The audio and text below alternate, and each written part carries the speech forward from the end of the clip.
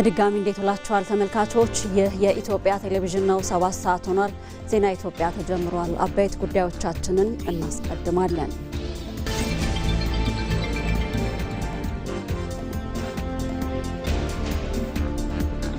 ለሰባተኛው ጠቅላላ ምርጫ የሚያገለግሉ የድምጽ መስጫ ካርዶች ህትመት ተጠናቆ ስርጭት ተጀመረ።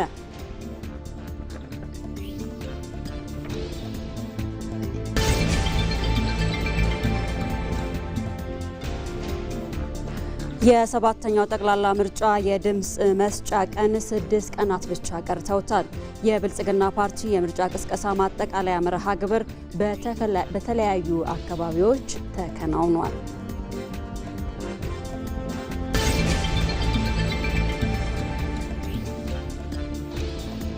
የኢትዮጵያ እስልምና ጉዳዮች ጠቅላይ ምክር ቤት 1447ኛው የኢድ አል-አድሃ አረፋ በዓል ህዝበ ሙስሊሙ በመደጋገፍ እንዲያከብር ጥሪውን አቀረበ።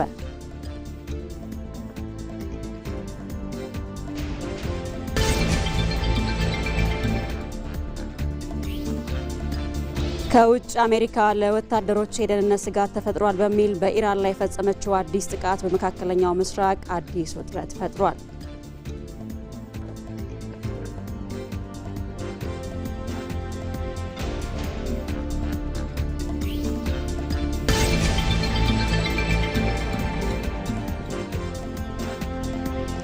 በስፖርት የጣሊያን ሴሪያ ኢንተር ሚላንን ሻምፒዮን አድርጎ ተጠናቋል። የሚሉት የሰዓቱ አበይት ጉዳዮቻችን ናቸው።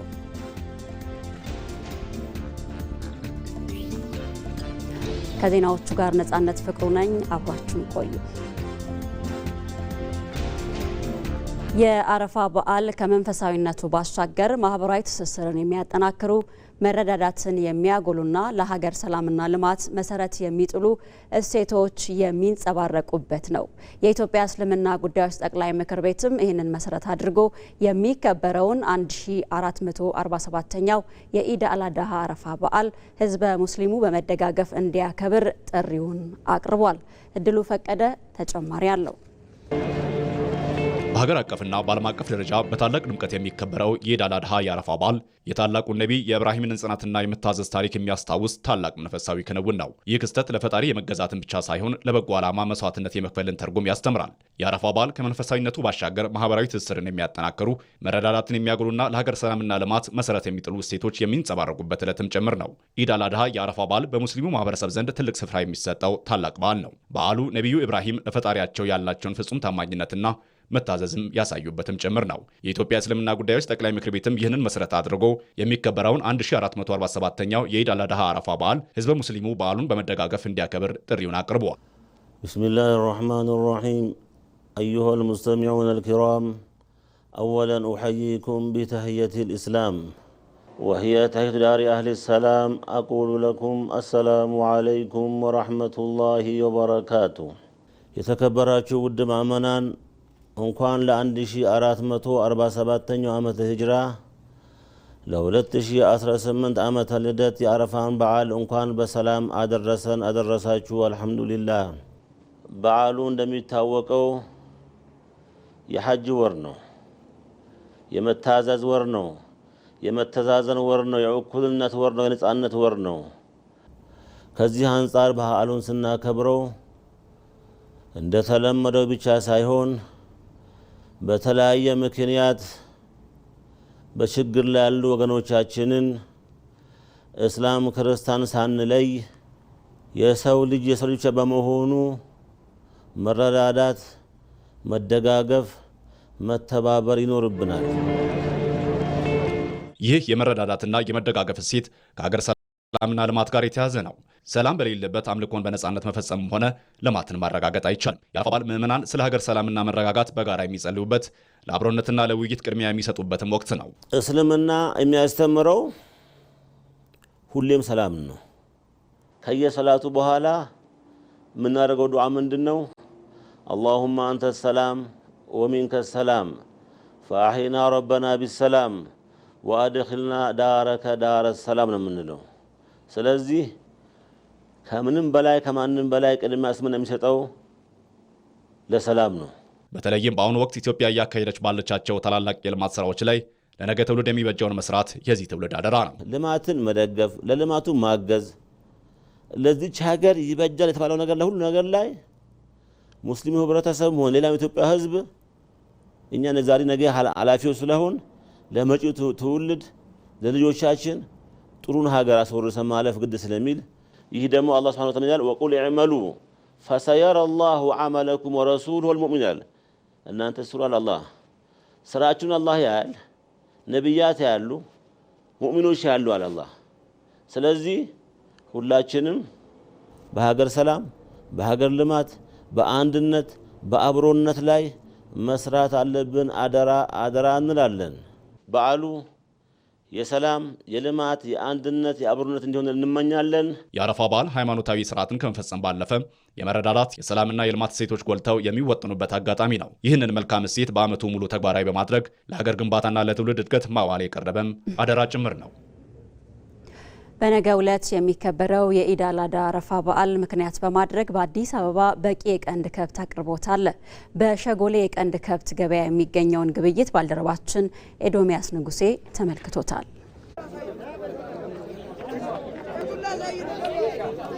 አመሰግናለሁ። በነገው ዕለት የሚከበረውን የኢድ አል-አድሃ አረፋ በዓል ምክንያት በማድረግ እንግዲህ የተለያዩ በአዲስ አበባ የተለያዩ አካባቢዎች ላይ ዞር ብለን የበሬ ገበያውን ቅኝት እያደረግን እንገኛለን። አሁን የምገኘው ሸጎሌ በተለምዶ በሬ ተራ እየተባለ በሚጠራው አካባቢ ነው። በዚህ አካባቢ ተገኝተን የበሬው ገበያ ምን ይመስላል የሚለውን ቅኝት እያደረግን ነበር። የእምነቱ ተከታዮችም በዚህ አካባቢ መጥተው ግብይት እያደረጉ ይገኛሉ። እንደሚታወቀው የአረፋ በዓል የእርድ በዓል እንደመሆኑ መጠን በዚህም አካባቢ ሆኖ በተለያዩ የገበያ ስፍራዎች ላይ በርከት ያለ የበሬ አቅርቦት ተመልክተናል። እንግዲህ እዚህ አካባቢ የሚገኙ የተለያዩ በሬዎች ከሱሉልታ፣ ከጅሩ፣ ከሰላሌ፣ ፍቺ አካባቢ የመጡ የተለያዩ በሬዎች በዚህ አካባቢ ላይ ይገኛሉ። በቂ የሚባል የበሬ አቅርቦትም አለ። እንግዲህ ለሰዓቱ ያለኝ መረጃ ይህን ይመስላል።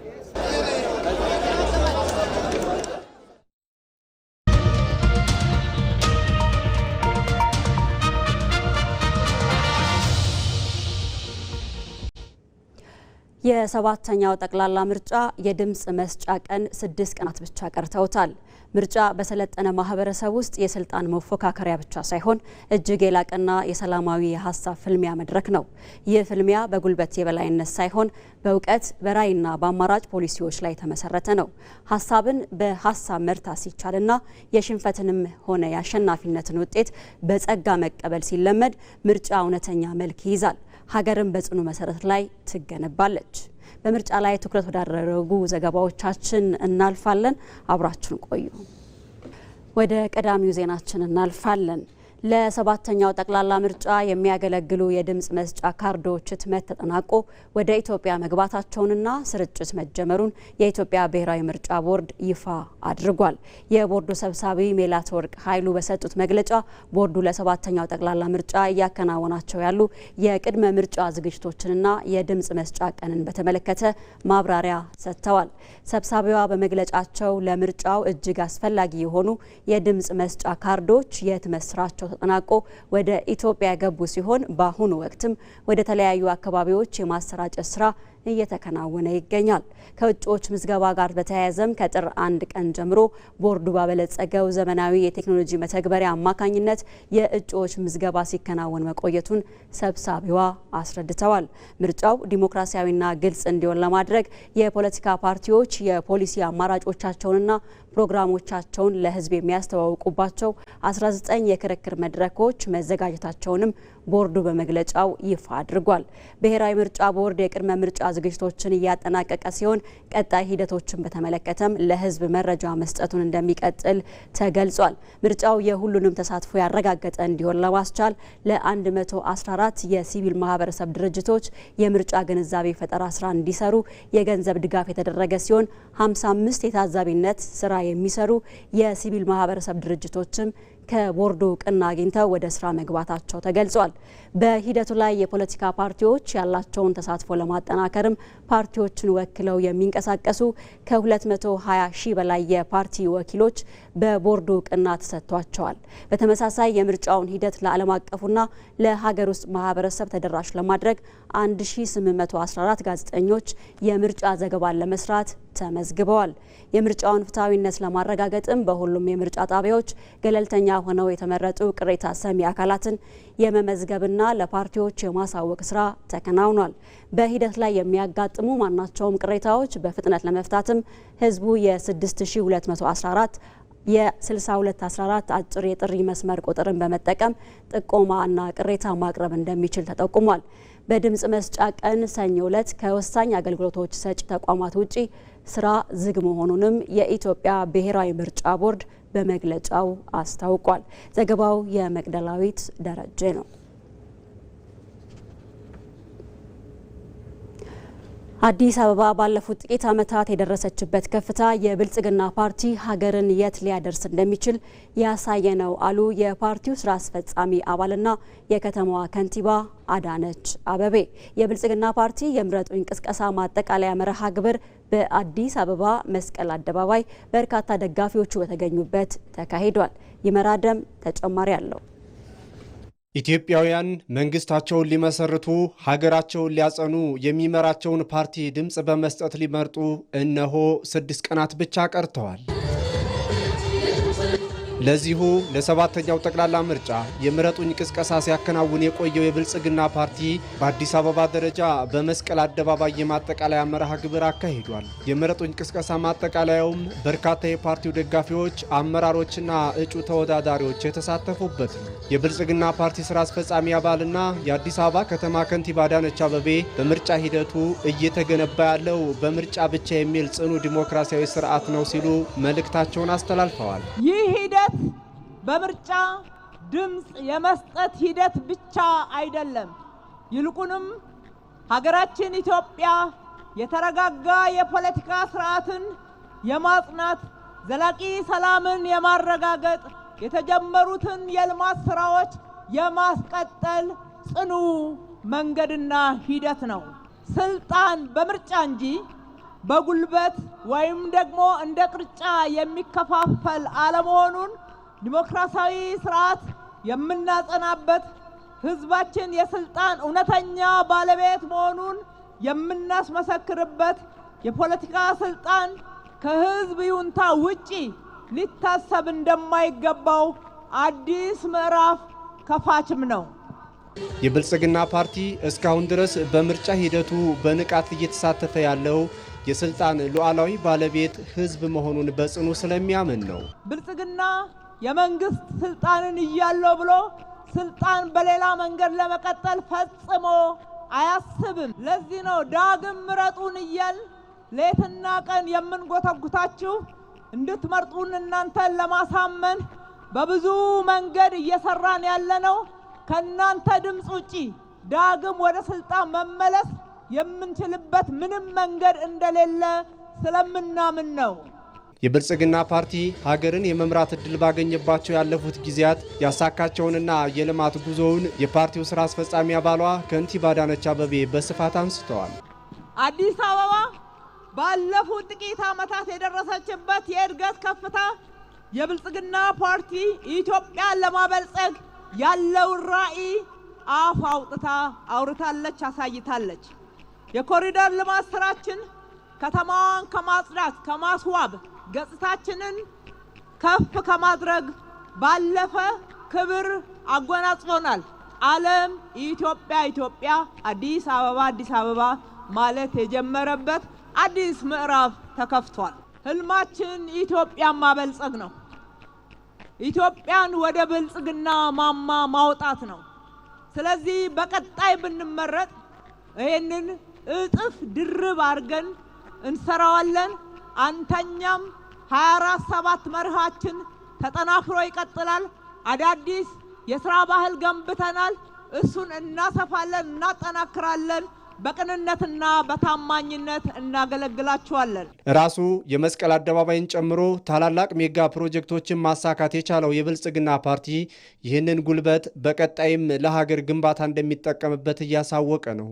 አዲስ አበባ እንደ ስሟ ሞሸርናት፣ ከድንግዝግዝ እንቅልፏ አነቃናት፣ እርጅናዋን አደስናት፣ ጉስቁልናዋን አራግፋ መለምለም ጀመረች። የገጿ ድባብ ፈካ፣ ፊቷ በራ ደመቀች። ስሟ ከግብሯ ጋር መገናኘት መስመር መያዝ ጀመረ። ሰው ተኮር እሳቤዎቻችንና ጠንካራ የሥራ ባህላችን አረጋውያንን፣ ሕፃናትን፣ ለሀገር ውለታ የዋሉ ጀግኖችን አከበረ፣ ከፍም አደረገ። በምርጫው ቀን ግንቦት 24 በነቂስ ወጥቶ ድምጽ በመስጠት ምርጫው መንግስትና ሀገር የሚጸኑበት ተአማኒ፣ ሰላማዊና ዲሞክራሲያዊ እንዲሆን ማድረግ ከህዝቡ ይጠበቃል። ብልጽግና ፓርቲ ባለፉት ዓመታት ለሀገር ሁለንተናዊ እድገት ተጨባጭ ለውጥ ማስመዝገቡን እንድንደግፍ አድርጎናል አሉ የብልጽግና ፓርቲ የምረጡኝ ቅስቀሳ የአዲስ አበባ ማጠቃለያ መርሃ ግብር ላይ የተገኙ የፓርቲው ደጋፊዎች። የፓርቲው አባላትና ደጋፊዎች በመስቀል አደባባይ ለፓርቲው ያላቸውን ድጋፍ አሳይተዋል። አስተያየቶቻቸው እንደሚከተለው ይቀርባል። በ8 ዓመታት የለውጥ ዓመታት የመጡትን ትሩፋቶችን ለመደገፍ ከዛም በተጨማሪ ደግሞ የለውጡ ትሩፋት ተጠቃሚን በመሆናችን ብልጽግና ፓርቲያችን ቀጣይም ቢመረጥ ከዚህ የተሻለ ነገሮችን እንደሚሰራ ሰው ተኮር ተግባራትን ከዚህም የበለጠ አጠናክሮ እንደሚቀጥልና ቀጣይም ሀገራችንን የአፍሪካም ብሎም የዓለም የብልጽግና ተምሳሌት ለማድረግ የያዘውን ራዕይ ለማሳካት በሚያግዝ ሁኔታ ለመደገፍ ነው እዚህ የተገኘሁት ማለት ነው። ብልጽግና ፓርቲ በሀገራችን ላይ ትልቅ ተጨባጭ ለውጥ ያመጣ ፓርቲ ነው። በሰው ተኮር፣ በምገባ፣ በተማሪ ምገባ፣ በሴቶች፣ በህፃናት፣ በወጣቶች ላይ በተለያዩ በሁሉም መስኮች ላይ ስኬታማ የሆነ ፓርቲ ነው። ለዚህም ብልጽግና ፓርቲ ምረጡኝ ቅስቀሳን በመደገፍ እንዲሁም ፓርቲው እንዲመረጥ በማድረግ ያው የራሴን አስተዋጽኦ እያደረኩ ነው። የከተማችን ነዋሪዎች ብዙ ጊዜ በፖለቲካውና በዚህ በንቃተ ህሊና ከፍ ያለ ስለሆነ ምርጫው ለምን እንደሚደረግ ይገባቸዋል። ለሀገር ግንባታም ገጽታም የሰለጠን መሆናችንን ሁላችንም ቮት በማድረግ የምንፈልገውን ፓርቲ በመምረጥ ልንሳተፍ የግድ ስለሚለን የከተማው ንቁ ተሳታፊ ይህንን ያደርጋል ብዬ ተስፋ አድርጋለሁ። እንግዲህ ብልጽግናን የምደግፈው ወጣቱ ተጠቃሚነት፣ እናቶች ደግሞ ከጎዳና ላይ ተነስተው ቤት ያገኙ ሁሉን ነገር እናት መጋቢ ብንል ብዙ ነገሮችን ያደረገ ፓርቲ ስለሆነ በዛ ምክንያት ነው። ብልጽግና የአማራ ሕዝብ ትክክለኛውና ተገቢውን ቦታ እንዲያገኝ ያስችላል ሲሉ ምክትል ጠቅላይ ሚኒስትር ተመስገን ጥሩነህ ተናገሩ። ምክትል ጠቅላይ ሚኒስትሩ በተገኙበት ብልጽግና ፓርቲ በባህር ዳር ከተማ የምረጡኝ ቅስቀሳ አካሂዷል። ብልጽግና ሀገርን ከፓርቲ በላይ የሚያስቀድም መርህ ያለው ፓርቲ መሆኑን የተናገሩት ምክትል ጠቅላይ ሚኒስትሩ በባህር ዳር ከተማ የሚሰሩ ማናቸውም የልማት ስራዎች የፓርቲውን ጥቅም ሳይሆን የሀገርን እድገት ታሳቢ ያደረጉ መሆናቸውን አስገንዝበዋል። በዚህ ጉዳይ ላይ ቆይታ እናደርጋለን። በዚህ ጉዳይ ላይ ተጨማሪ መረጃ ሊሰጠን ባልደረባችን አሸናፊ እንዳለ በቀጥታ መስመራችን ላይ ይገኛል። አሸናፊ እንዴት ውለሃል? ምክትል ጠቅላይ ሚኒስትር ተመስገን ጥሩነህ በርካታ ሀሳቦችን አንስተዋልና እሳቸው ያነሱት ሀሳብ ምንድን ነው? በተለይም የብልጽግና እጩዎች ያነሷቸው ተጨማሪ ሀሳቦችስ ምንድን ናቸው የሚሉ መረጃዎችን ብታጋራ። አመሰግናለሁ። ምክትል ጠቅላይ ሚኒስትር ተመስገን ጥሩነህ አቶ አረጋ ከበደና ወይዘሮ ሰላማዊት አለማየሁ ብልጽግናን ወክለው በዚህ በባህር ዳር ከተማ ይወዳደራሉ። ምክትል ጠቅላይ ሚኒስትር ተመስገን ጥሩነህ የህዝብ ተወካዮች ምክር ቤት እጩ ናቸው። ቀሪዎቹ ደግሞ ለክልል ምክር ቤት ነው የሚወዳደሩት። ዛሬ በዚህ በባህር ዳር ስቴዲየም በተደረገው የምረጡኝ ቅስቀሳ ከተለያዩ አካባቢዎች የመጡ ነዋሪዎች ተሳታፊ ሆነውበታል። በጣም ደማቅ የሆነ የምረጡኝ ቅስቀሳ መርሃ ግብር ነበር። ምክትል ጠቅላይ ሚኒስትር ተመስገን ጥሩነህ በንግግራቸው ላይ ያሰመሩበት ዋነኛ ነጥብ ምንድነው? የአማራ ህዝብ ትክክለኛውና ተገቢውን ቦታ እንዲያገኝ የሚያስችል ፓርቲ ብልጽግና መሆኑን ጠቁሟል። ለዚህ ደግሞ ማሳያዎቹ ባለፉት ዓመታት የተሰሩ ስራዎች ናቸው። ምንም እንኳን የሐሰት ትርክቶችን በመፍጠርና ክልሉን ወደ ችግር ውስጥ ለማስገባት የሚደረጉ ጥረቶች ቢኖሩም ያንን በመቀየር ውስጥ ህዝቡ ከፍተኛ የሆነ ተሳትፎ እንደነበረውና የአማራ ህዝብን ወደ ከፍ ወዳለ ልዕልና ለማሻገር ደግሞ ብልጽግና ፓርቲ በቁርጠኝነት እየሰራ እንደሆነ ምክትል ጠቅላይ ሚኒስትር ተመስገን ጥሩነህ አረጋግጠዋል። በዚህ በባህር ዳር ከተማ የተሰሩ ስራዎችን በማሳያነት ሲያነሱ ነበረ። በባህር ዳር ከተማ የተሰሩ የለውጥ ስራዎች በጣም ዘርፈ ብዙ ናቸው። ሰፊ ስራዎች ናቸው የተሰሩት። ከተማዋን የኢትዮጵያ የብልጽግና ማሳያ እንድትሆን የሚያስችሉ የተለያዩ ስራዎች መሰራታቸውን አንስተዋል። እነዚህ የተሰሩ ስራዎች ደግሞ የህዝቡን ሁለንተናዊ ተጠቃሚነት ማረጋገጥ የሚያስችሉ ናቸው። ከዚህ በኋላ የሚሰሩ ስራዎች ከፓርቲ በላይ የሆነ ሀገርን ተጠቃሚ የሚያደርጉ ስራዎች መሰራታቸውን እንደሚቀጥሉና ለዚህ ደግሞ ፓርቲው በቁርጠኝነት ስራውን እንደሚያጠናክር ነው ምክትል ጠቅላይ ሚኒስትር ተመስገን ጥሩነህ ያረጋገጡት። ስለሆነ ብልጽግናን መምረጥ አጠቃላይ አሁን የተጀመሩ ስራዎች ወደ ላቀ ምዕራፍ እንዲሸጋገሩ የሚያደርግ ብቸኛው አማራጭ መሆኑን ነው በንግግራቸው ላይ ያስተላለፉት። አቶ አረጋ ከበደን በተመሳሳይ ይህንን ሀሳብ አጠናክረዋል። የብልጽግና ፓርቲ ድህነትን ታሪክ ለማድረግ እየሰራ የሚገኝ ፓርቲ ነው። አጠቃላይ በክልሉ የተገኙ ስኬቶችም ለዚህ ማሳያ ናቸው። ዘርፈ ብዙ ስራዎች ተሰርተዋል። በአጠቃላይ በኢኮኖሚ ብንመለከት በማህበራዊ በኩልም የተሰሩ ስራዎች ሁሉ የህዝቡን ተጠቃሚነት ያረጋገጡ ኢትዮጵያን አጠቃላይ ወደ ሁለንተናዊ እድገትና ብልጽግና የሚያረጋግጡ ናቸው። ስለዚህ የክልሉ ህዝብ ደግሞ ብልጽግና ፓርቲ መምረጡ አሁን የተጀመሩትን ስራዎች ሁሉ የሚያጠናክር ወደ ተሻለ ምዕራፍና ወደ ላቀ እድገት የሚያሸጋግር እንደሆነ በንግግራቸው ወቅት ያነሱት ዋና ነጥብ ነው። አጠቃላይ በመድረኩ ላይ የተነሱ ሀሳቦች እዚህ ላይ ትኩረት ያደረጉ ናቸው። በክልሉ የመጣው ለውጥ የሚናቅ አይደለም። ዘርፈ ብዙ የሆኑ ለውጦች መጥተዋል። በቀጣይ ደግሞ የሚሰሩ ስራዎች ከዚህ የሚልቁ መሆናቸው በጥቅል የተነሳበት ነው። አጠቃላይ ድጋፍ ሰልፉ ላይ የተሳተፉ ተሳታፊዎችም በተመሳሳይ ያላቸውን ድጋፍና ያላቸውን አብሮነት ሲያሳዩ ነበረ። መድረኩ ጥቅል ምልከታው ይህንን ነው የሚመስለው። አሸናፊ እንዳለ ስለ መረጃዎች እናመሰግናለን። ከዚሁ ከምርጫ ጉዳይ አልወጣንም። በወላይታ ሶዶ ከተማ የብልጽግና ፓርቲ የምርጫ ቅስቀሳና ህዝባዊ የድጋፍ ሰልፍ ተካሂዷል። የብልጽግና ፓርቲ የጀመራቸው ዘርፈ ብዙ የልማት ስራዎች ይበልጥ ተጠናክረው እንዲቀጥሉ የብልጽግና ፓርቲ መመረጥ አማራጭ የሌለው ጉዳይ ነው ሲሉ የደቡብ ኢትዮጵያ ክልል የብልጽግና ፓርቲ ቅርንጫፍ ጽሕፈት ቤት ኃላፊና የክልሉ የመንግስት ዋና ተጠሪ አቶ ገብረ መስቀል ጫላ ገልጸዋል። ኢትዮጵያ ከዚህም በላይ ደምቃ እንድትታይ ሁላችንም ድምጻችንን ብልጽግና ፓርቲ እንስጥ፣ የስንዴ ነዶ እንምረጥ ሲሉም ጥሪ አስተላልፈዋል። እንደ ሪፖርተራችን ትግስቱ ቡቼ ዘገባ የወላይታ ዞን ዋና አስተዳዳሪ ረዳት ፕሮፌሰር ሳሙኤል ተሰማ ብልጽግና ፓርቲ በእውነተኛ ህብረ ብሔራዊ አንድነት ላይ የተመሰረተ የሁሉም ፓርቲ ነው። ብልጽግና በመምረጥ በአንድነት የጸናች ሀገር እንገንባ ሲሉም አሳስበዋል።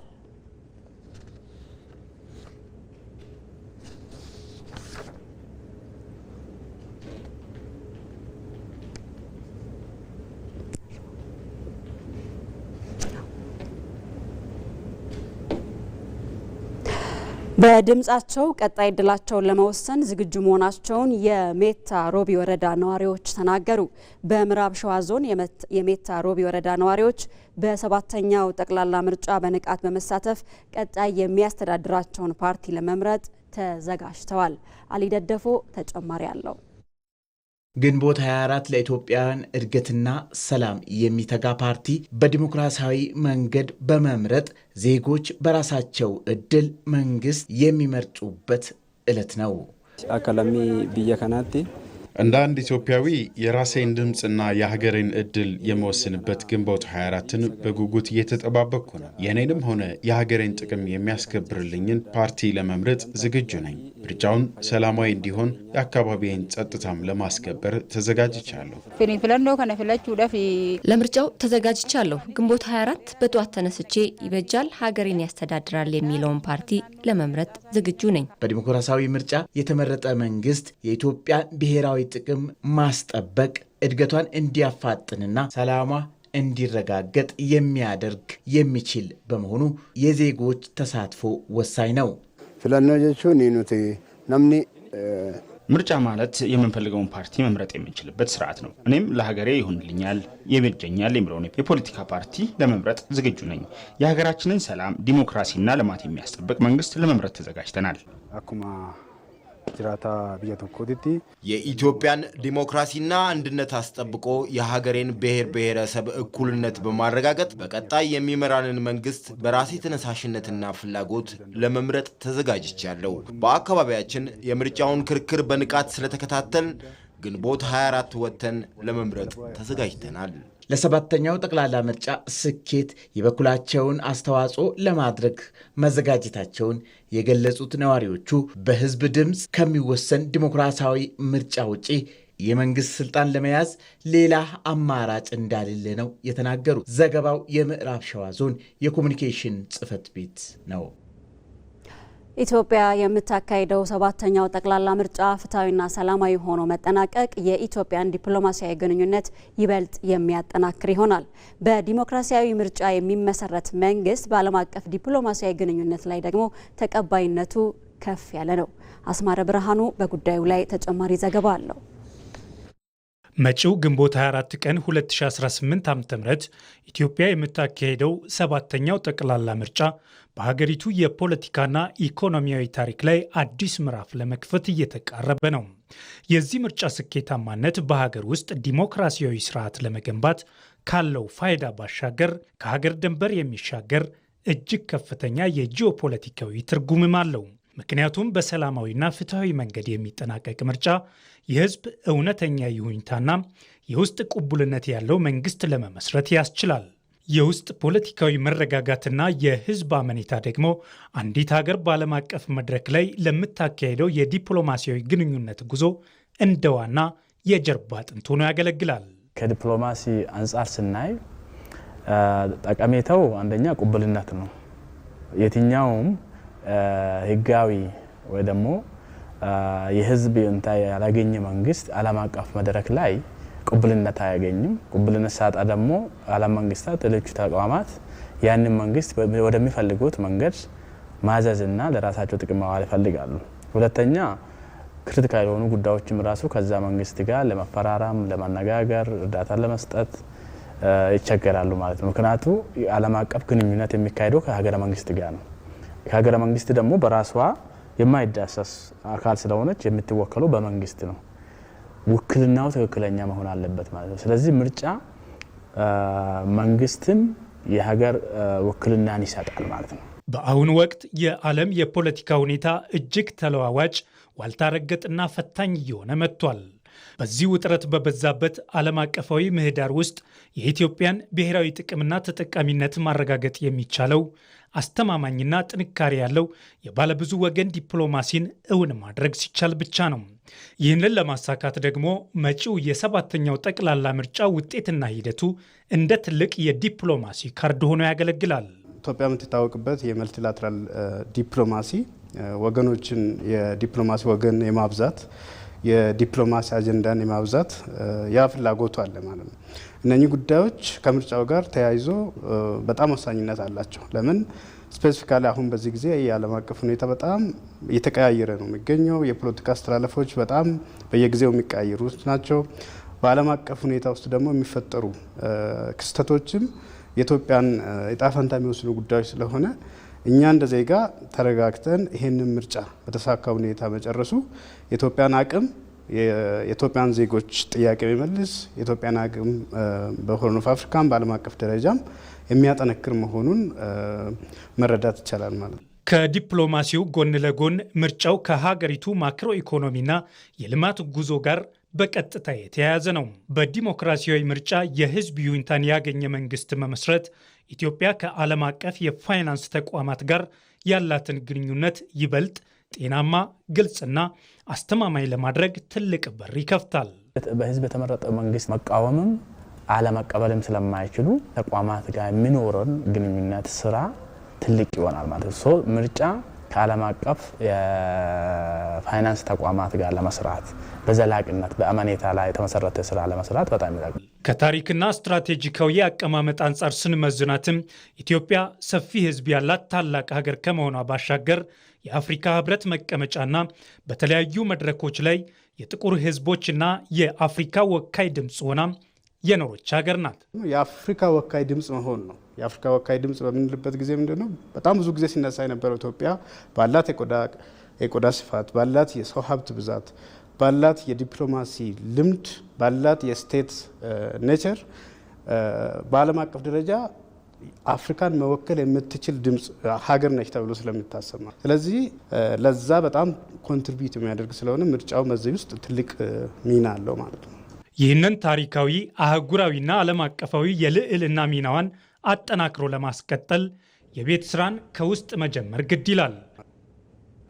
ኢትዮጵያን ወደ ተምሳሌት ሀገር ለማሸጋገር ባለፉት 8 ዓመታት በተሰሩ ስራዎች ተጨባጭ ውጤት መገኘቱን የደቡብ ኢትዮጵያ ክልል ርዕሰ መስተዳደር ጥላሁን ከበደ ተናገሩ። የደቡብ ኢትዮጵያ ክልል ብልጽግና ፓርቲ ክልላዊ የምርጫ ቅስቀሳ በአርባ ምንጭ ከተማ ተካሂዷል። የክልሉ ርዕሰ መስተዳደር ጥላሁን ከበደ በዚህ ወቅት እንደተናገሩት ብልጽግና ፓርቲ በጠቅላይ ሚኒስትር አብይ አህመድ እየተመራ የኢኮኖሚ ሉዓላዊነትን ለማረጋገጥ የሚያስችሉ ስራዎችን ማከናወን መቻሉን አመላክተዋል። ፓርቲው ከሀገር አልፎ በክልሎች በዞኖችና በከተሞች የተጀመሩ ልማቶችን ለማስቀጠል እንደሚሰራ በማስረዳት ህዝቡ የልማት ስራዎችን ለማስቀጠል ከፓርቲው ጎን እንዲሆን ጥሪ አስተላልፈዋል።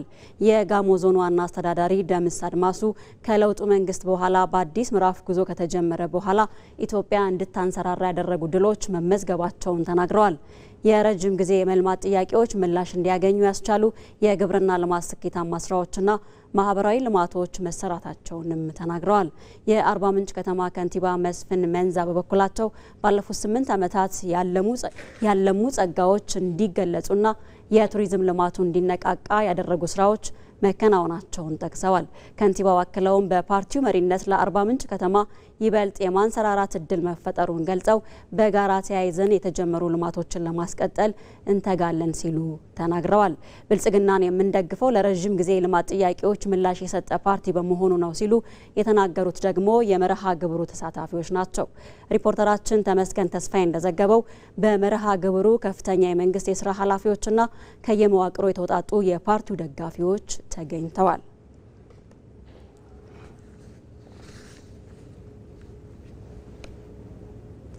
የብልጽግና ፓርቲ በመደመር እሳቤ ኢትዮጵያን ወደ ተሻለ የእድገት ደረጃ በማድረስ የሕዝብን ተጠቃሚነት ለማረጋገጥ በትጋት እየሰራ እንደሚገኝ የጋምቤላ ክልል ምክትል ርዕሰ መስተዳደር ጋትሉአክ ሮን ተናገሩ።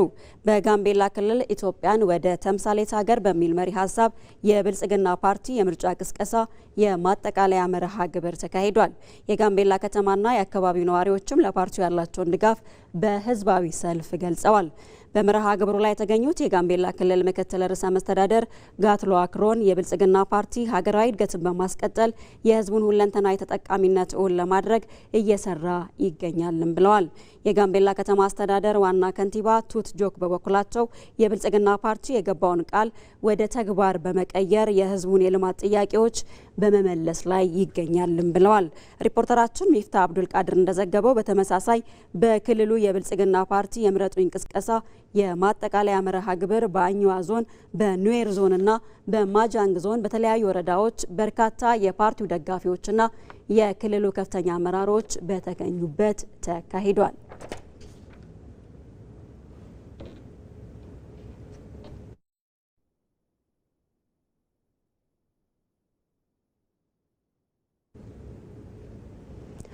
ምርጫ ከስልጣን ፉክክር ባለፈ የኢትዮጵያን ብሔራዊ ጥቅም ምሰሶ የሉዓላዊነት ማረጋገጫ ማተብ ነው። እያንዳንዱ ዜጋ ደግሞ የሀገርን መጻኢ ዕድል የሚቀይስበት የፖለቲካ ስልጣን ምንጭም ህዝብ ብቻ መሆኑን የሚያጸና የዲሞክራሲ ህያው መሰረት ነው። ይህንን ጉዳይ መነሻ በማድረግ ሙሉ ግርማይ ተከታዩን ዘገባ አዘጋጅቷል። ኢትዮጵያ በታሪኳ አዲስ ምዕራፍ ለመክፈት ነው። የነገዋን ሀገር በዲሞክራሲያዊ ምሰሶ ላይ አጽንታ ለመገንባት በታሪካዊው ቀጠሮ ፊት ቆማለች። በመጪው ግንቦት 24 ቀን 2018 ዓ.ም የሚካሄደው 7ኛው ጠቅላላ ምርጫ ተራ የካርድ መቁጠሪያ ስነ ስርዓት ሳይሆን የሀገር ህልውና የሚወሰን የሉዓላዊነት ማረጋገጫ ታላቅ ማህተም ሆኖ ቀርቧል። ከ50 ሚሊዮን በላይ መራጮች ካርድ ወስደው የሚጠባበቁት ዜጎች የስልጣን ባለቤትነታቸውን በተግባር ለማረጋገጥ ያላቸውን ጽኑ ዝግጁነት ያሳየ ሕያው ምስክር ነው። ብሔራዊ ጥቅም መከበር የሚጀምረው ከውስጥ ጽናት ነው። ኢትዮጵያ በዘመኗ በኃይልና በደም መፋሰስ የሚደረግ የስልጣን ሽግግር ምን ያህል ዋጋ ሲያስከፍላት እንደኖረ ታሪክ ምስክር ነው። ምርጫ ግን ይህን አዙሪት በመስበር በሰላማዊና በህጋዊ መንገድ ዲሞክራሲን የማጽናት ጉዞ ነው። ምርጫ የዲሞክራሲ መለማመጃ አንዱ መሳሪያ ነው። ስለዚህ ዲሞክራሲ ደግሞ ዜጎች ይወክለኛል የሚሉትን መንግስት የሚመርጡበት መሳሪያ ነው። ዲሞክራሲ መለማመጃ ነው። ዲሞክራሲ ምንድነው ብለን ስንል ደግሞ ያው በምርጫ የምናጸናው አንዱ ጉዳይ ነው። ኢትዮጵያ ከታሪካዊ ቀጠሮ ፊት ስቆምም ከመቼውም ጊዜ በላይ የባዳና የባንዶች ጥምረት አይሎ ብሔራዊ ጥቅሞቿን ለማደናቀፍ የማይፈነቅሉ ድንጋይ በሌለበት ወቅት ነው። ምርጫን በስኬት ማከናወን ማለት ለእነዚህ አካላት ኢትዮጵያ በራሷ ልጆች የምትመራ ጠንካራ ሀገር ናት የሚል የማያሻማ መልእክትን ማስተላለፍ ማለት ነው። ለዚህም ነው ምርጫ ለኢትዮጵያ ከስልጣን ፉክክር ባለፈ የብሔራዊ ጥቅም ጋሻና ጦርና ጽንቶ ለመያዝ የሚደረግ ሂደት ያደረገው። የሀገራችንን የፖለቲካ ጉዞ ስናስተውል ምርጫ ማለት በየ5 ዓመቱ የሚደገም የካርድ መቁጠሪያ ስነ ስርዓት ብቻ ሳይሆን የብሔራዊ ጥቅማችን ታላቅ ምሰሶ፣ የሉዓላዊነታችን ማረጋገጫ ማህተም መሆኑን የምንረዳው። በሚሊዮኖች የሚቆጠሩ ዜጎች በነጻነትና በሰላም አብረው የሚያኖራቸውን ብዝሃነታቸውን የሚያስተናግድላቸውንና የሀገርን ህልውና የሚያስጠብቅላቸውን መሪ በድምፃቸው የሚሰየሙበት ይህ ሂደት የኢትዮጵያን የውስጥ ጽናትና የውጭ ክብር የሚወሰን የስትራቴጂያዊ ጥበብ መገለጫ ነው። የሀገር ጉዳይ ነው። ብሔራዊ ጥቅሞቻችን ምናምን ብለን ስንል ስለ ሀገር ነው የምናወራው። ስለ ሀገር ነው፣ ስለ ፓርቲ አይደለም። ፓርቲውን የሚመራ ሰው አይደለም። እነሱ አላፊ ናቸው፣ ጠፊ ናቸው፣ ያልፋሉ። እነሱ የማያልፈው ዘላለማዊው ሀገር ነው። ስለዚህ በሀገር ጉዳይ ላይ በሀገር ጥቅም ላይ ምን ይመስላሉ፣ ምን እንድምታ አላቸው፣ በሚመጡ 5 ዓመት እንዴት ወደፊት መውሰድ ይፈልጋሉ፣ ከዛ በኋላ የተሻለ ነገር ይኖራል ምናምን ብለን ማሰብ ያለብን ይመስላል። ምርጫ ለአንድ ኢትዮጵያዊ የቁሳዊ ብልጽግና ብቻ ሳይሆን የሰብአዊ ክብርና የስነ ልቦና ነጻነት ምንጭም ነው። ግለሰቡ በድምፁ ሀገሩን ይመራል፣ ማህበረሰቡን በሰላም አብሮ ይኖራል። ትውልዱ ደግሞ የዳበረ የዲሞክራሲ ስርዓት ያላት የታፈረችና የተከበረች ሀገርን ይረከባል። በምርጫው መሳተፍም በጣም ህብረተሰብ የኢትዮጵያ ህዝብ የነጻነት ቀኑ ነው ብዬ ነው የማስበው። አንዱ ይሄን አጋጣሚ መጠቀም ነው። በምርጫ መሳተፍ መሰልጠን ነው። የነጻነትን አስተዳደር ራስ በራስ ማስተዳደር ማለት በዚህ ነው የምታረጋግጠው፣ ተግባራዊ ስለሆነች ማለት። የሀገርን የውስጥ ጽናት ማጠናከርና ስልጣንን በሰላማዊ ምርጫ መንገድ እንዲሸጋገር ማድረግ የቅንጦት ጉዳይ ብቻ ሳይሆን የብሔራዊ ደህንነትና የህልውና መሰረት ነው። ከደም መፋሰስና ከመበታተን አዙሪት ወጥቶ ጠንካራ ሉዓላዊነትን ለመገንባት ምርጫንና ህጋዊነትን የፖለቲካ ስርዓት መሪ ኮምፓስ ማድረግም ጊዜው የሚጠይቀው ነው። የፖለቲካ ፓርቲዎች ለ7ኛው ጠቅላላ ምርጫ የሚያደርጉትን ክርክር ቀጥለዋል። በህግ የበላይነትና ዲሞክራሲያዊ ስርዓትን በተመለከተ ባደረጉት ክርክር ደግሞ የህግ የበላይነት እንዲከበር ለመስራት ተዘጋጅተዋል። ቅድስት ማሞ ተጨማሪ አላት። በኢትዮጵያ 7ኛው ጠቅላላ ምርጫ ሊካሄድ ቀናቶች ቀርተውታል። በምርጫ የሚወዳደሩ የፖለቲካ ፓርቲዎችም ያላቸውን አማራጭ በመገናኛ ብዙሃን አማካኝነት እያስተዋወቁ ይገኛሉ። በህግ የበላይነትና ዲሞክራሲያዊ ስርዓትን በተመለከተ በተካሄደው የፓርቲዎች የክርክር መድረክም ፓርቲዎቹ ካነሱት መካከል የህግ የበላይነት እንዲከበር፣ የፍትህ ተቋማት በህገ መንግስቱ መሰረት ነፃና ገለልተኛ ሆነው እንዲቀጥሉ ያደርጋሉ። የፍትህ ቢሮ ኃላፊ አሁን ካለው አሰራር በተለየ የፖለቲካውም የፓርቲ አመራር አባል እንዳይሆንና በተከበረው የህግ ሙያ ከፖለቲካ ውጭ ሆኖ የዜጎችን ህጋዊና ህገ መንግስታዊ መብቶችን እንዲያስከብርና ለዜጎች መብት እንዲቆም በማድረግ የፍትህ ማሻሻያ ያደርጋል። የዳኞችን ሹመት ግልጽና ተጠያቂነት ባለው መልኩ ከማድረጉ ባሻገር የፍትህ ስርዓቱን በጀትና አስተዳደር ከስራ አስፈጻሚው ከፖለቲካ ፓርቲ ላይ ካሉ ሁኔታ ነፃ ማድረግ፣ ለሰብአዊ መብት ጥሰቶች ኃላፊነት የሚወስድ ገለልተኛ አጣሪ ኮሚሽን በተግባር በማጠናከር ተጠያቂነትን እናሰፍናለን። ማንኛውም ፓርቲም ማንኛውም አካል ይህ ህገ መንግስት የማከበር ለዚህ ህገ መንግስት ተጋጂ መሆን ይደነገጋል። ነገር ግን በክልላችን እንደዚህ አይነት ህገ መንግስታችን የማይከበርበት ሁኔታ ይታያል። ስለዚህ እነዚህ ለማስተካከል ወይም ለመስራት ፓርቲያችን የተደራጀበት ምክንያት ለዚህ ነው። ባለፉት ዓመታት አንዱ የተጋረጠብን ፈተና ነፃነትንና ስርዓት አልበኝነትን ባለመለየት ህግና ስርዓትን የማያከብር እንቅስቃሴዎችና ድርጊቶች መስፋፋት ነው። ለህግ ተገዥነትን ወደ ጎን በማድረግ በጥላቻ የሚወሰዱ እርምጃዎች ህዝባችንን ለብዙ እንግልትና ስቃይ ዳርገውታል። በአንድ በኩል ቀደም ብሎ በህግ የበላይነት እጦት የደረሰውን በደልና ግፍ ለመካስ እና ዳግም እንዳይከሰት ለማድረግ፣ በሌላ በኩል ደግሞ ስርዓት አልበኝነትን በማስቆምና የሀገሪቱን ሰላም በመመለስ የህግ የበላይነትን በማያዳግም ሁኔታ የሚያረጋግጥ ስርዓት እየገነባ እንገኛለን። በክርክሩ በፍትህ ስርዓቱ የሚታዩ ክፍተቶችና ችግሩን ለመቅረፍ ማሻሻያዎች እንደሚደረጉም ተነስቷል። እንደ ወላይታ ህዝብ ዲሞክራሲያዊ ግንባር ፍትህ ተቋማት ውስጥ ያሉ በተለይ ፍርድ ቤቶች፣ የጸጥታ መዋቅር፣ ፖሊስ የመሳሰሉ ከአስፈጻሚ አካላቶች ትዕዛዝ ነፃ የሚሆኑበትን ስርዓት እንፈጥራለን። አንደኛ የጉሙዝ ማህበረሰብ በአካባቢው የሀገር ሽማግሌ ዳኝነት ስርዓት ስለሚያመን የህግ ስርዓቱም እንዲለማመዱ ታች ማህበረሰብ ይሄንን ተግባራዊ ካደረጉ ተለማምዶ የህግ አሰራሩን በዛ አግባብ ተግባራዊ ያደርጋሉ ብለን ስለምናስብ የብልጽግና ፓርቲ የዳኝነት ስራው ገለልተኛ በሆነ መልኩ እንዲተገበር ተጨባጭ ስራዎች ተሰርተዋል በማለት ተከራክሯል። ፍትህና ዳኝነት አካላት ነጻነት ለህግ የበላይነት በጣም ወሳኝ ነው። ይህንንም መሰረት በማድረግ ባለፉት ዓመታት በተጨባጭ ገለልተኛና ነጻ ሆነው እንዲሰሩ በጣም ትልቅ እርምጃዎች ተወስደዋል። በሀገራችን ታሪክ ለመጀመሪያ ጊዜ መባል በሚችል ደረጃ ለምሳሌ የዳኝነትን ብንመለከት ዳኝነት ከሌሎቹም ደግሞ በጣም የተለየና የገዘፈ ሚና አለው በህግ የበላይነት ማረጋገጥ ላይ። አዲሱ የዳኝነት አዋጅ ሲወጣ በህገ መንግስቱ ላይ የተቀመጠውን የዳኝነት አካሉን ነጻነትና ገለልተኝነት በተጨባጭ ሊተገብር በሚያስችል መልኩ ሙሉ ለሙሉ በፍርድ ቤቱ አመራር መተግበር የሚያስችልበትን ነገር ተግብረናል። ፓርቲዎቹ በፍትህ አካላት መናበብ ባለመኖሩ ፍርድ ቤት በነጻ ያሰናበተውን ግለሰብ ፖሊስ በድጋሚ የሚያስርበት ሁኔታ ሊታረም የሚገባው ጉዳይ መሆኑን ጠቁመዋል።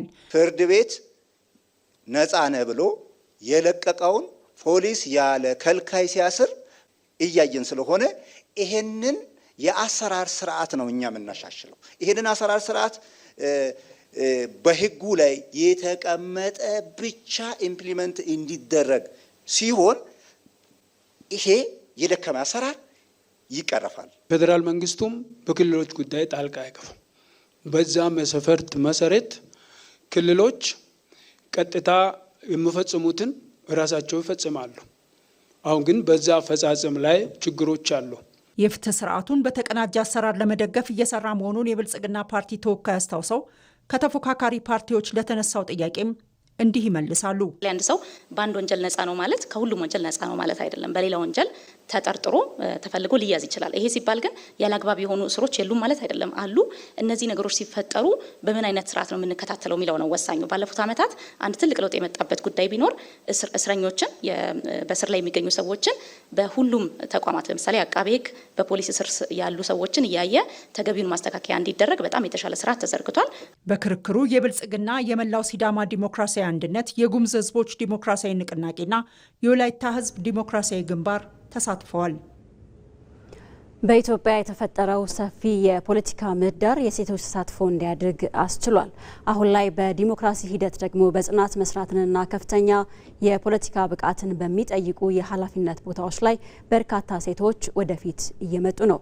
ከነዚህ ሴቶች መካከል በህዝብ ተወካዮች ምክር ቤት የጤና፣ ማህበራዊ ልማት፣ ባህልና ስፖርት ጉዳዮች ቋሚ ኮሚቴ ሰብሳቢ ወርቀ ሰሙ ማሞ አንዷ ናቸው። ሪፖርተራችን ዋለልኝ ታምር ከወርቀ ሰሙ ማሞ ጋር ቆይታ አድርጓል። የሚከተለውን ጥንቅር አዘጋጅቷል። ምርኩዝህ መርህ መሆን አለበት ብዬ አምናለሁ። በኢትዮጵያ የፖለቲካ መድረክና በህዝብ አገልግሎት መስክ ኃላፊነታቸውን እየተወጡ ካሉ ጠንካራ ሴት መሪዎች መካከል አንዷ ናቸው። በአሁኑ ወቅት በህዝብ ተወካዮች ምክር ቤት የጤና፣ ማህበራዊ ልማት፣ ባህልና ስፖርት ጉዳዮች ቋሚ ኮሚቴ ሰብሳቢ በመሆን ህዝብን በታማኝነት እያገለገሉ ይገኛሉ። ወይዘሮ ወርቀ ሰሙ ማሞ ስራቸው ርህራሄንና ፍትሐዊነትን መሰረት ያደረገ መሆኑን የሚናገሩት ወይዘሮ ወርቀ ሰሙ ይህም በህዝብ ዘንድ ያላቸውን አመኔታ ከጊዜ ወደ ጊዜ እንዲጨምር አግዟቸዋል። እዚህ ባለኝ ስራ ላይ በጣም ደስተኛ ነኝ። ደስ የሚልህ ነገር ከሰዎች ጋር እንዴት እንደምትኖር የምታውቅበት ነው። የእህትና የወንድምነት ፍቅር ያዳበርንበት፣ ሰላማዊ ነገር የፈጠርንበት፣ ታሪካዊ ነገር የሰራንበት እንደ ምክር ቤት ወስደ ስታየው ደግሞ ይሄ ምክር ቤት ኢትዮጵያን ያሻገረ ምክር ቤት ነው። አዋጅ አወጥቶ አስቸኳይ ጊዜ አዋጆችን ያወጣል፣ ሌሎችንም እንትን እያደረገ ኢትዮጵያን ያስቀጠልንበት ጊዜ ስለነበር በጣም ደስተኛ ነኝ። የማይደፈር የሚመስለውን የዲሞክራሲ ሂደት በጽናትና በሰላማዊ ትግል በማለፍ ለከፍተኛ የኃላፊነት ደረጃ መብቃታቸው ሴቶች በፖለቲካ ተሳትፎ ትልቅ ደረጃ መድረስ እንደሚችሉ ያሳያል። ሰዎች ላይ ተማምነህ ሰዎች እንዲህ ሊያደርጉልኝ ይችላሉ ብለህ ከተማመንክ ያ ሲሰበር አብረህ ትሰበራለህ። መርህ ላይ ከቆምን ግን እውነት ይዘህ ትሄዳለህ። መርህህ አምነህበት ነው የምታደርገው። ያ መርህ አንተን ለዕለቱ የሚጎዳህ ነገር እንኳ ቢኖርም ወደፊት ግን የሚያስቀጥል ጉዳይ ይሆናልና ምንጊዜም እውነትን ምርኩዝ ማድረግ፣ መርህ ላይ መቆም፣ በዛ መርህ ላይ ሆነህ እንኳ በተሳሳት ጸጸት ውስጥ አይገባም። እነዚህ ነገሮች ከከንቲባ ጀምሬ እስካሁን ትላልቅ ፖዚሽኖች ትላልቅ ኃላፊነቶች ላይ ነው ያለው። እነዚህ ጥሩ ነገሮች አድርጌያለሁ የሚል ነገር ነው ያለኝ። በምርጫውም ቢሆን ክልል ምክር ቤት ላይ 2 ዙር ነው የነበርኩት። አሁንም 1 ዙር እዚህ 6ኛ ዙር ላይ ገብቻለሁ። ወደፊትም ከእግዚአብሔር ጋር እጩ ነኝ። ያው እንደምመረጥ አምናለሁ። የመረጠኝ ህዝብ እየመረጠኝ ያለ ህዝብ ማገለግለውም ለዛ ለመረጠኝ ብቻ ሳይሆን ኢትዮጵያዊ ነው፣ ለሁሉም ኢትዮጵያዊ ነው። በምክር ቤት ውስጥ የህዝብ ድምፅ መሆንና የተለያዩ ተቋማትን አሰራር መከታተል ትልቅ የዲሞክራሲ ብቃትንና የሞራል ጥንካሬን ይጠይቃል። የጤና ሚኒስቴር 12 ተጠሪ ተቋም አለው። ሰፊ ነው፣ ራሱ ጤና ሰፊ ነው። እሱን እንከታተላለን። ሴቶችና ማህበራዊ ደግሞ የህዝብ ዘርፍ ማለት ነው። ሴቶች አለ፣ ህጻናት አለ፣ ወጣቶች አለ፣ አካል ጉዳተኞች አለ፣ አረጋውያን ያሉበት ነው። ባህልና ስፖርት ራሱ ሰፊ ነው። ግልጽነትን፣ ተጠያቂነትንና የህዝብን አደራ መጠበቅን እንደ መሪ መርህ መያዝ ለዛሬዎቹ ወጣት ሴቶች ትልቅ የሥነ ምግባር ትምህርት መሆኑንም ከነ ወይዘሮ ወርቅ ሰሙ መማር ይቻላል። ብዙ ጊዜ የህዝብ ስራ ነው የምሰራው። ከህዝብ የምታገኘውን እውቀት ትወስዳለህ። ህዝቡ ደግሞ መሳተፍን ይፈልጋል። ማዳመጥ እንድታዳምጠው ይፈልጋል። አዳምጠህ ደግሞ ተግባራዊ እንድታደርግለት ይፈልጋል። እሱን ሆነህ መገኘት ደግሞ ስራህ እንዲቃና ያደርጋል። አመራር ላይ ስትሆን የመጀመሪያ ጉዳይህ ላይ ቤተሰብህን የማስተካከል፣ በቤተሰብ ተአማኝ መሆን፣ ቤተሰብህ እንዲያግዝ መሆን፣ ፍቅርና ሰላም ከቤተሰብ ማግኘት ነው ለሴት ልጅ ፖለቲካ ላይ እንደዚህ ለመቆየት እድል የሚኖረው። ወይዘሮ ወርቅ ሰሙ በምክር ቤት ውስጥ ያላቸው ሚና ሴቶች በፖለቲካ ታዛቢ ከመሆኑ ወጥተው የህብረተሰቡን ህይወት የሚቀይሩ ህጎች ላይ ቀጥተኛ ተጽዕኖ ማሳደር እንደሚችሉ በተግባር ያሳዩበት ነው። የወይዘሮ ወርቅ ሰሙ ተምሳሌትነት ዛሬ ሴቶች በምርጫ ተሳትፈው ነገ በሀገር ዲሞክራሲያዊ ግንባታ እንዲሁም በከፍተኛ ውሳኔ ሰጭነት የህብረተሰቡን ህይወት የሚቀይሩ ህጎችንና መመሪያዎች ላይ ተጽዕኖ ማሳደር እንደሚችሉ ያመለክታል። በራስ መተማመን ያስፈልጋል። ያ የተሰጠኝ ተግባር በዚህ እውቀት፣ በዚህ መጠን፣ በዚህ ልኬ ነው ብላ በራሷ ተማምና የመወሰን አቅም መፍጠር የምትችል ሴት መሆን አለባት። ለዚህ ደግሞ ዝም ብሎ አይደለም ማንበብ የሚገባ ከሆነ ከማንበብ ባሻገር ደግሞ ከሌሎች ልምድ ለመውሰድ እኔ ያውቃለሁ አይባልም። ፖለቲካን ያውቃለሁ አይደለም፣ ከሌላው እንዴት ልምድ መውሰድ እንዳለበት ከትንሹም ከትልቁም ከላይም ከጎንም እንደዛ መውሰድ ማስተዋል ይጠይቃል። ፖለቲካ እንደዛ ማድረግ ነው። ወንዶች በብዛት በሚታዩበት የፖለቲካ መድረክ ላይ በልበ ሙሉነት መቆማቸው ለሌሎች ሴቶች ትልቅ ተነሳሽነት ነው። ይህም ስኬት ከባህልና ከማህበራዊ ሴቶች ጋር ተስማምቶ ሊሄድ እንደሚችል ማሳያ ነው። የወይዘሮ ወርቅ ሰሙ ማሞ ተሞክሮ ሴቶች በራስ በመተማመን ለሀገር የሚተርፍ ስራ መስራት ይችላሉ። ለዚህ ውጤታማነትም መትጋትና በቁርጠኝነት መስራትን ይጠይቃል። የኔንም ችግር የሌላውንም ችግር ለመፍታት የምታደርገው ጥረት በሙሉ ፖለቲካ ላይ እንድትቆይ የሚያደርግ ነው። አውድ መረዳትና ሁኔታዎችን አጣጥመህ መሄድ የተሻለ ነገር ያደርጋል በፖለቲካ ህይወት የሚል ነገር ነው ያለኝ።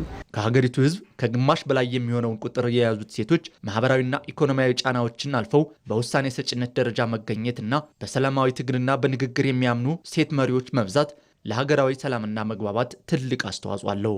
በአሁኑ ወቅት ይህ ተስፋ ወደ ተግባር ተቀይሮ በርካታ ሴቶች በምርጫ ሂደት ውስጥ በእጩነት፣ በደጋፊነትና በውሳኔ ሰጭነት እየተሳተፉ ይገኛሉ።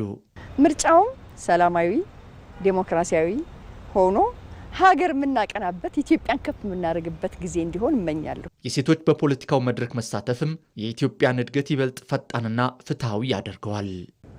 ይህ የኢትዮጵያ ቴሌቪዥን ነው። ዜና ኢትዮጵያ ወደ እናንተ እየደረሰ ይገኛል። ወደ ሌሎች ዜናዎቻችን እናልፋለን።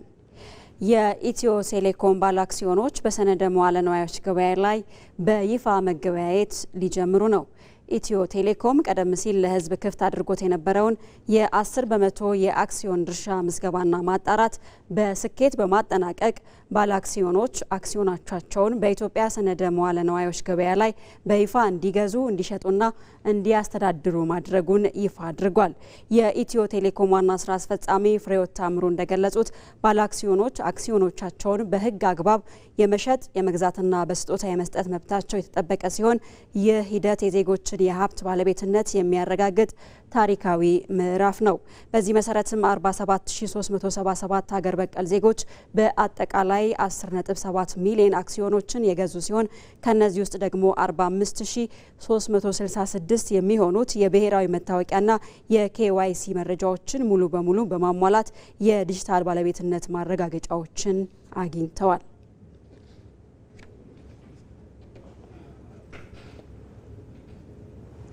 የኢትዮጵያን ኢኮኖሚ ከባህላዊ ግብርና ወደ ዘመናዊ አምራች ኢንዱስትሪ ለማሸጋገር በተጀመረው ታላቅ ጉዞ ውስጥ የገላን ጉራ ኢንዱስትሪ ፓርክ ቀዳሚውን ስፍራ ይዟል። ራሱን የቻለ ዘመናዊ የኢንዱስትሪ ከተማ ሆኖ የተቀረጸው ይህ ግዙፍ ማዕከል በሙሉ አቅሙ ስራ ሲጀምር ለ20 ሺህ ዜጎች ቀጥተኛ የሆነ የስራ ዕድል በመፍጠር ህይወትን የሚለውጥ ትልቅ አቅም ይዞ ብቅ ብሏል። አለም ይልፉ በዚህ ጉዳይ ላይ ያሰናዳችው ዘገባ አለ። እሱን ተከታትለን እንመለስ።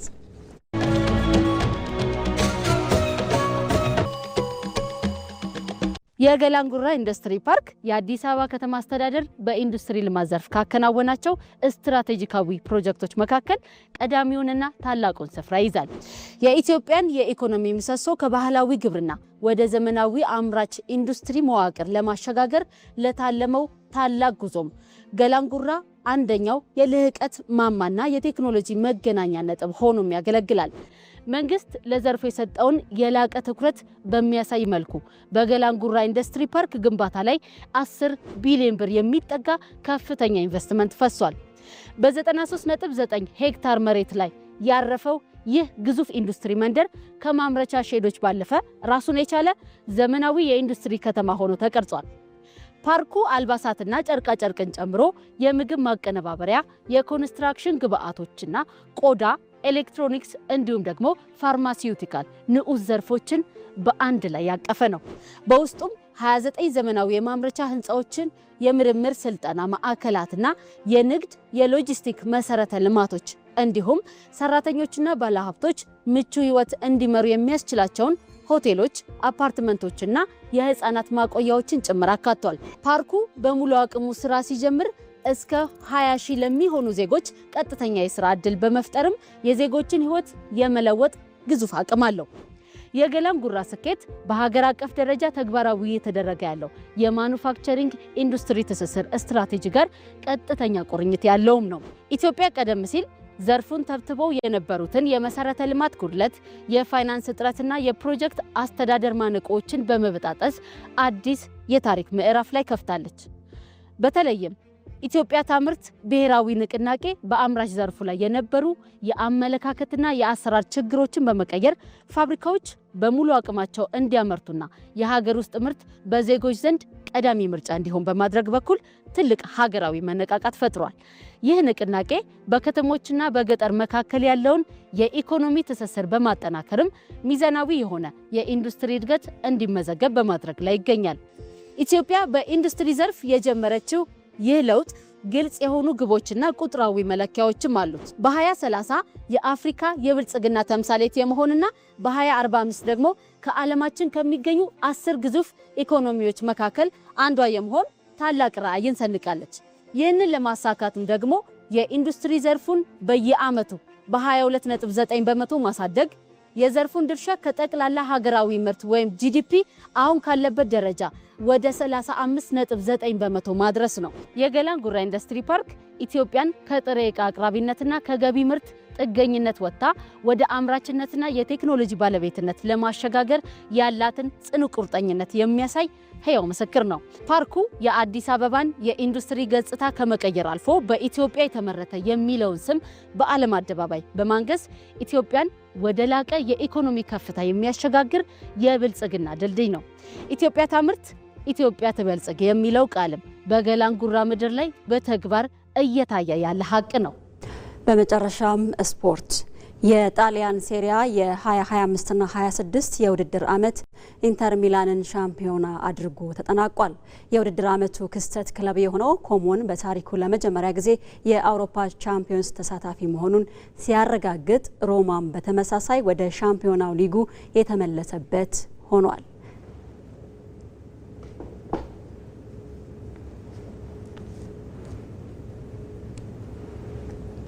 ተመልካቾች ወደ እናንተ ሲደርስ የቆየው ዜና ኢትዮጵያ ይህንን ይመስላል። ዜና ኢትዮጵያን እየመራው ነጻነት ፍቅር ቆይታ አድርጌያለሁ።